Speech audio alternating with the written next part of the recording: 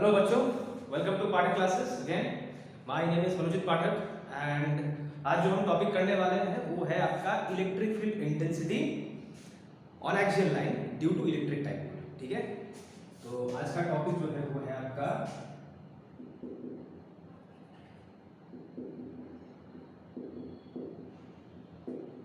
Electric field intensity on axial line due to electric type। चलेंगे सही तरह। हमारा टॉपिक का नाम है तो पता नहीं टॉपिक कितना डरावना होगा, डेंजरस होगा, ऐसा कुछ नहीं है। टॉपिक का बस नाम ही आपका बड़ा है, लेकिन आपका जो टॉपिक है वो बहुत ही सिंपल है। ठीक है, तो चलिए आज का जो टॉपिक है वो करने से पहले आपको ये थोड़ा पता होना चाहिए कि इलेक्ट्रिक डाइपोल क्या होता है। काफी सारे बच्चों को शायद पता भी होगा, मैं फिर भी एक संक्षेप में आपको बता देता हूँ इलेक्ट्रिक डाइपोल क्या होता है। देखिए, डाइपोल क्या होता है? Electric dipole, mark my words, electric dipole. मैं क्यों बता रहा हूँ? क्योंकि डाइपोल कई किस्म के होते हैं। एक चीज होता है उसको मैग्नेटिक डाइपोल भी कहा जाता है। तो ठीक है, तो डाइपोल जब आप कह रहे हैं तो ये बहुत जरूरी है कि आप उसमें ये मेंशन करें कि आप इलेक्ट्रिक डाइपोल की बात कर रहे हैं, क्योंकि अगर आप आगे जाके पढ़ेंगे मैग्नेटिज्म के चैप्टर में आपको वहां पे मैग्नेटिक डाइपोल मिलेगा। Okay, so electric dipole, be specific about it. अच्छा, तो इलेक्ट्रिक डाइपोल क्या होता है? आपके पास मान लीजिए दो चार्जेस होंगे जिनका मैग्नीट्यूड क्या होगा? सेम होगा, और उनका साइन क्या होगा? ऑपोजिट होगा। एक नेगेटिव में होगा, एक प्लस में होगा। जैसे मान लीजिए यहाँ पे आपके पास है -2 कूलम और वहाँ पे +2 कूलम, ये -5 माइक्रो कूलम +5 माइक्रो कूलम, मतलब दोनों की वैल्यू बिल्कुल सेम होगी, एक नेगेटिव होगा एक प्लस होगा। ओके, और उन दोनों के बीच का जो डिस्टेंस होगा ये बहुत छोटा होगा। आमतौर पर इस डिस्टेंस को हम 2a से दिखाते हैं। अगर आपको किसी और वैल्यू से दिखाना है आप दिखा सकते हैं। ठीक है, आमतौर पर बुक्स में 2a से दिखाया जाता है। और इसका जो मूवमेंट होता है जिसको डाइपोल मूवमेंट कहा जाता है वो स्मॉल p से दिखाया जाता है। वो क्या होता है? इन दोनों चार्जेस में से किसी भी एक चार्ज का मैग्नीट्यूड ले लीजिए, जैसे मान लीजिए q ले लिया, और उनके बीच का जो डिस्टेंस है उसको आप मल्टीप्लाई कर लीजिए। अब ये जो बीच में डिस्टेंस होता है इसको आमतौर पर डिस्प्लेसमेंट वेक्टर बोलते हैं। ये आमतौर पे क्या होता है? एक डिस्प्लेसमेंट वेक्टर होता है। मतलब सिंपल सी बात है भाई, एक लेंथ को हम वेक्टर के तौर पे दिखा रहे हैं तो क्या करना है? उसके ऊपर एक एरो डाल देना है। अगर ये वेक्टर बन गया, ये तुम्हारा मैग्नीट्यूड है, तो ऑब्वियसली तुम्हारा ये भी क्या बन जाएगा? वेक्टर बन जाएगा। इस चीज को हम क्या बोलते हैं? डाइपोल मूवमेंट बोलते हैं। ठीक है, और एक इलेक्ट्रिक डाइपोल का जो डाइपोल मूवमेंट है उसका जो डायरेक्शन होता है वो हमेशा नेगेटिव टू प्लस की तरफ होता है। तो ये था आपका बिल्कुल बेसिक जो कि इस टॉपिक के अंदर यूज होने वाला है। वैसे डाइपोल्स के अंदर बहुत कुछ होता है, अगर मैं आपको बताने बैठूं तो पता नहीं शायद पूरा दिन निकल जाए, लेकिन अभी जो टॉपिक हम करने वाले हैं उसमें आपको बस इतना सा नॉलेज होना चाहिए, बाकी सब तो आपका हो जाएगा। ठीक है, चलिए अब स्टार्ट करते हैं। अच्छा, अब आपको करना क्या है? बेसिक लॉजिक ये है कि आपको करना क्या है इस टॉपिक के अंदर। करना ये है कि आपके पास मान लीजिए एक इलेक्ट्रिक डाइपोल है।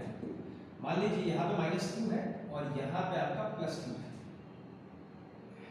ये मान लीजिए पॉइंट ए है, ये पॉइंट बी है, और इस पॉइंट से इसको ऐसे जोड़ लीजिए। अब ये जो उसका एक्सिस है, एक्सिस समझते हैं? अगर ये आपका इलेक्ट्रिक डाइपोल है तो ये उसका क्या है? एक्सिस है। अब इस एक्सिस के अलोंग कोई भी एक पॉइंट ले लीजिए। मान लीजिए यहाँ पे पॉइंट ले लिया P, तो आपको क्या करना है? इस P पॉइंट पे इस इलेक्ट्रिक डाइपोल के कारण नेट इलेक्ट्रिक फील्ड इंटेंसिटी क्या होगा वो आपको नापना है। ठीक है, तो इसी वजह से इसको हम क्या बोलते हैं? एक्सियल लाइन बोलते हैं। एक्सियल लाइन का मतलब होता है एक ऐसा लाइन जो एक्सिस के थ्रू पास कर रहा हो, या आप ऐसे कह सकते हैं खुद एक्सिस ही हो। ठीक है, तो आपको एक्सिस के अंदर एक पॉइंट है जिस पे आपको क्या करना है? दोनों चार्जेस के कारण, इलेक्ट्रिक डाइपोल के कारण फील्ड इंटेंसिटी निकालना है। अब कैसे करेंगे? देखिए, मान लीजिए कि ये इस डाइपोल का सेंटर है O। अगर ये पूरा डिस्टेंस अगर आपका 2a होता है तो इतना सा डिस्टेंस क्या आएगा आपका? a, इतना सा डिस्टेंस क्या आएगा आपका? a आएगा। ठीक है, अच्छा अब मान लीजिए इस पॉइंट P से इस सेंटर तक का जो डिस्टेंस है उसको हम स्मॉल r ले लेते हैं।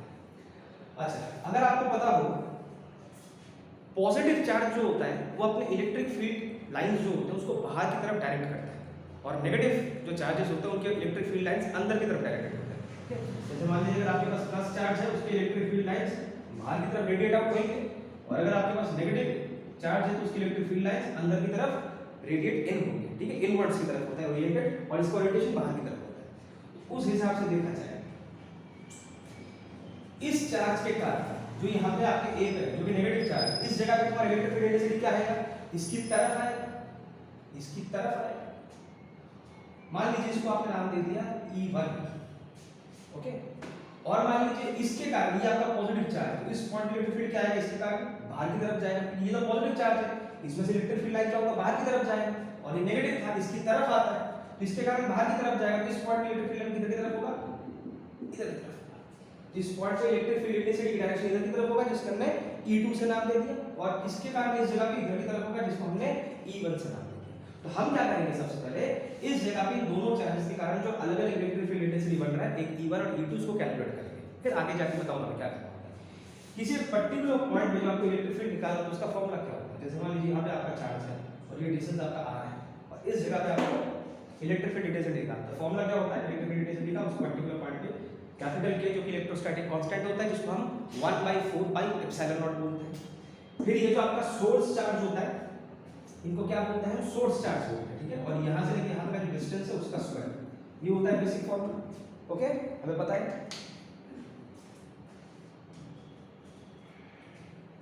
चलो, तो मान लीजिए इस पॉइंट पे इसके कारण इलेक्ट्रिक फील्ड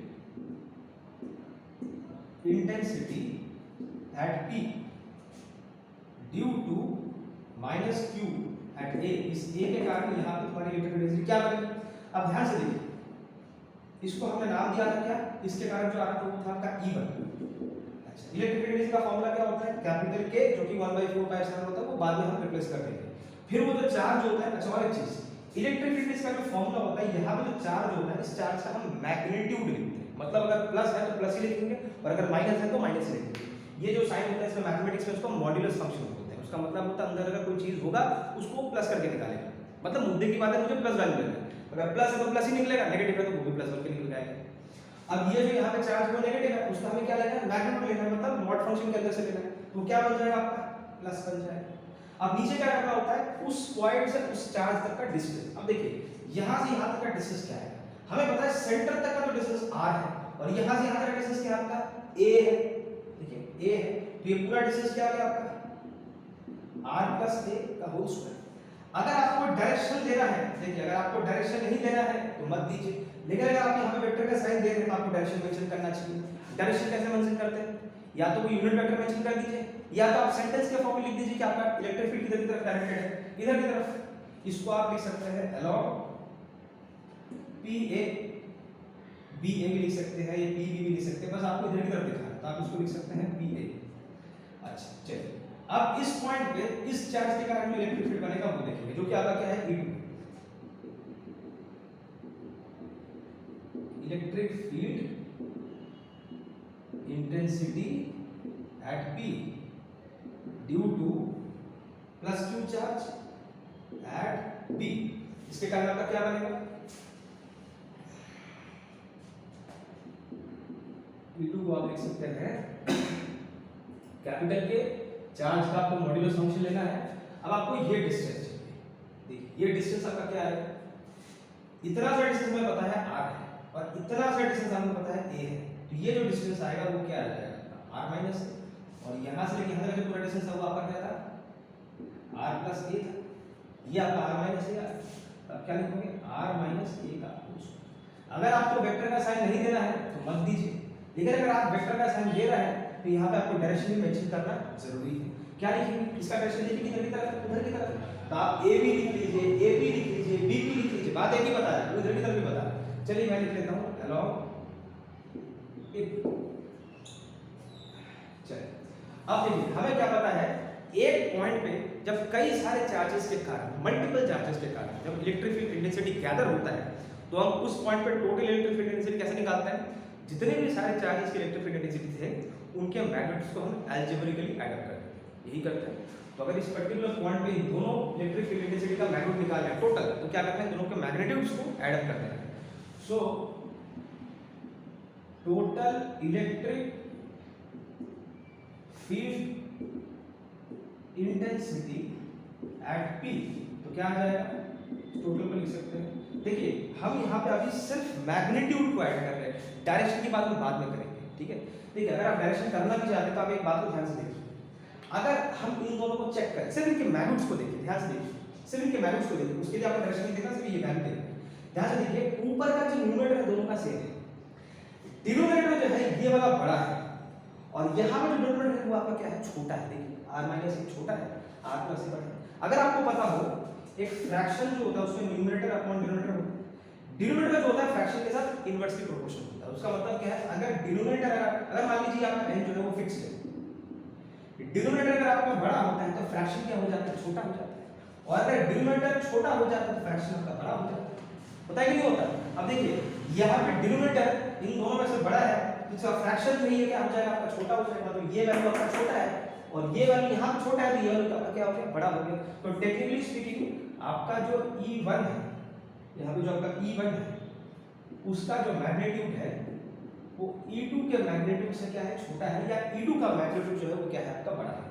तो अगर E2 का मैग्नीट्यूड बड़ा है तो आप खुद बताइए E1 और E2 में से किसको सब्ट्रैक्ट करेंगे। सब्ट्रैक्शन हम क्या करते हैं, किसका करते हैं, बड़े में से छोटे का करते हैं। तो बड़ा कौन सा E2 है, छोटा कौन सा E1 है। तो अब क्या लिखोगे, E2 माइनस E1। और जब हम बड़े में से छोटे को सब्ट्रैक्ट करते हैं फिर रिजल्टेंट जो डायरेक्शन होता है वो किसकी तरफ होता है, जो बड़ा वाला होता है उसी का डायरेक्शन हम क्या करते हैं, रिजल्टेंट डायरेक्शन मानते हैं। होगा कि नहीं होगा, जो बड़ा होगा उसी के डायरेक्शन को हम क्या मानेंगे, रिजल्टेंट डायरेक्शन मानेंगे।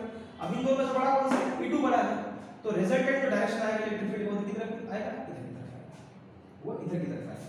वो बात हम बाद में कर लेंगे, अभी फिलहाल हम क्या करना है, रिजल्टेंट इलेक्ट्रिक फील्ड इंटेंसिटी का हम डायरेक्ट मैग्नीट्यूड निकालेंगे। अब देखिए E2 का वैल्यू निकाल दीजिए, क्या सिर्फ मैग्नीट्यूड डालेंगे, अभी वेक्टर का साइन नहीं डालेंगे। K Q R minus a का होल स्क्वायर और यहाँ पे क्या है आपका K Q R plus a का होल स्क्वायर। दोनों जगह से आप K और Q को आप कॉमन निकाल दीजिए। यहाँ पे आपको मिलेगा 1 अपॉन R माइनस a का होल स्क्वायर और यहाँ पे अब आपको क्या करना है, अगर आपको बेसिक मैथमेटिक्स आता है तो इसमें क्या करना है, एलसीएम लेना है। R माइनस a का whole square r plus a का whole square, r plus a का होल स्क्वायर इधर जाके चिपकेगा और r माइनस a का होल स्क्वायर इधर जाके चिपकेगा। अच्छा अब नेक्स्ट स्टेप,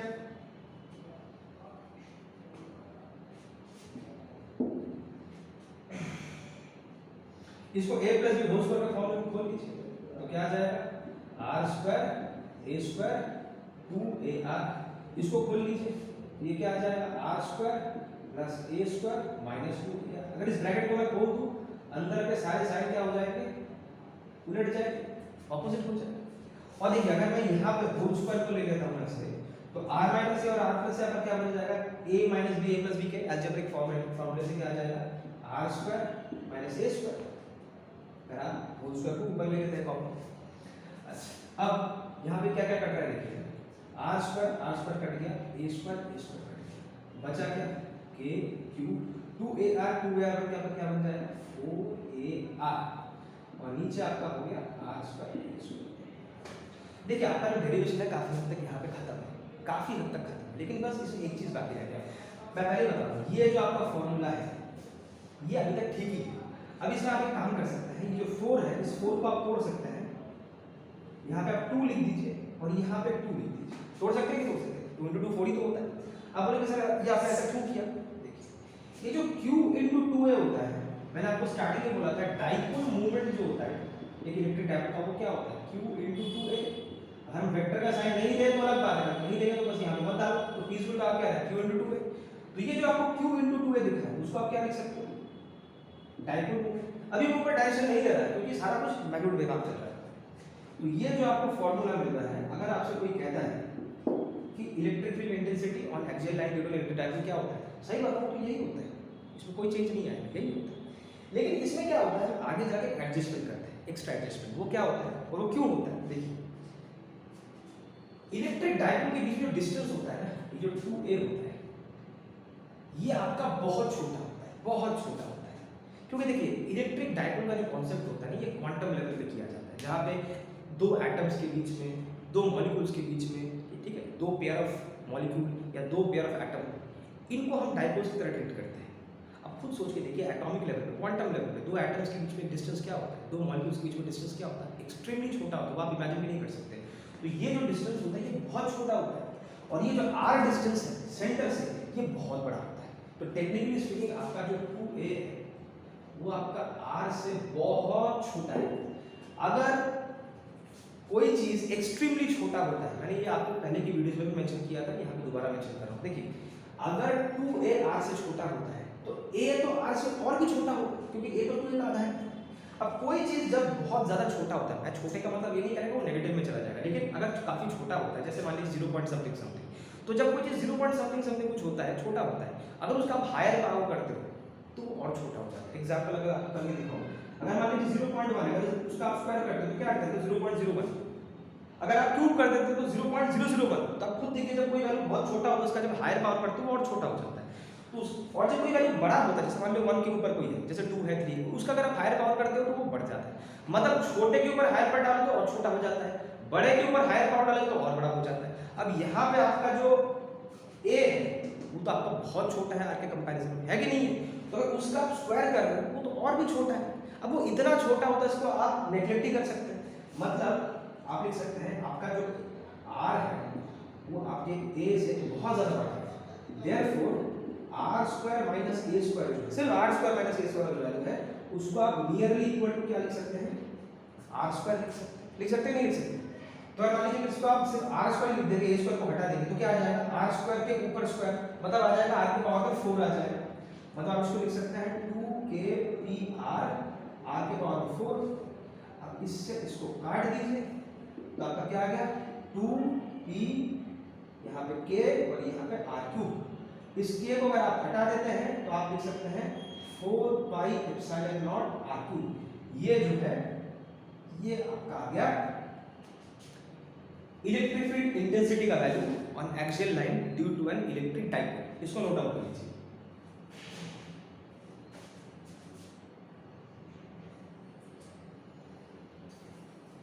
अगर आपको इसका डायरेक्शन मेंशन करना है, अगर आपको इसका डायरेक्शन मेंशन करना है तो आप लिख सकते हैं, वेक्टर के साइन डालना है तो आप लिख दीजिए, इसके ऊपर वेक्टर के साइन डाल दीजिए 4 pi epsilon naught r cube. और अगर आपको मेंशन नहीं करना है तो आप लिख दीजिए along p, along sorry AP, देखिए इधर की तरफ जा रहा है ना, A to P, रिजल्टेंट का डायरेक्शन वही है जो E2 का डायरेक्शन है, वही आएगा, ठीक है? ये आपका आ गया इलेक्ट्रिक फील्ड इंटेंसिटी और axial line due to electric dipole. अच्छा, और एक कमाल की बात है, आपका जो डाइपोल मूवमेंट था वो इधर की तरफ था, डाइपोल मूवमेंट क्या होता है नेगेटिव प्लस की तरफ होता है, और आपका जो नेट इलेक्ट्रिक फील्ड है वो भी क्या है इधर की साइड ही है। तो कहीं ना कहीं आप कह सकते हैं कि आपका जो direction of electric dipole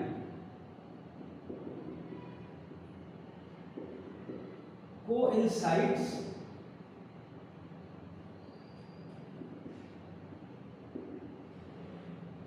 with the direction of net electric field. The direction of electric dipole coincides with the direction of net electric field, ठीक है? चलिए, तो यही था आज का पूरा टॉपिक, जहां पे आपको क्या करना था, इलेक्ट्रिक फील्ड इंटेंसिटी निकालना था एक डाइपोल के कारण। कौन सा डाइपोल? इलेक्ट्रिक डाइपोल, ठीक है? ये आपको मैं बार बार आपको बता रहा हूँ, ये स्पेसिफिकली आपको मेंशन करना एग्जाम में बहुत जरूरी है, क्योंकि अगर आप मैग्नेटिज्म का चैप्टर पढ़ते हो तो वहाँ पे मैग्नेटिक डाइपोल नाम की भी कोई चीज होती है, तो अगर आप स्पेसिफाई नहीं करते तो सामने वाला शायद कंफ्यूज भी हो सकता है आप कौन से डाइपोल की बात कर रहे हो। सो बी स्पेसिफिक अबाउट इट, ठीक है? इलेक्ट्रिक डाइपोल के कारण एक एक्सियल लाइन पे इलेक्ट्रिक फील्ड इंटेंसिटी आएगा, उसका और उसका डायरेक्शन होता है वो जो आपका इलेक्ट्रिक डाइपोल का डायरेक्शन होता है उसी डायरेक्शन में, ठीक है? तो अगर आपको आज का वीडियो जो है वो ठीक लगा, अच्छा लगा, तो आप लाइक कीजिए, चैनल को सब्सक्राइब कीजिए, और अगर आपको कोई भी डाउट हो, पर्सनल कोई क्वेरीज हो, आप कमेंट सेक्शन में नीचे लिख सकते हैं, मुझे मेल कर सकते हैं, आपको मेरा ईमेल आईडी चैनल में मिल जाएगा, और चैनल को और शेयर करते रहिए, ठीक है? Will meet next time.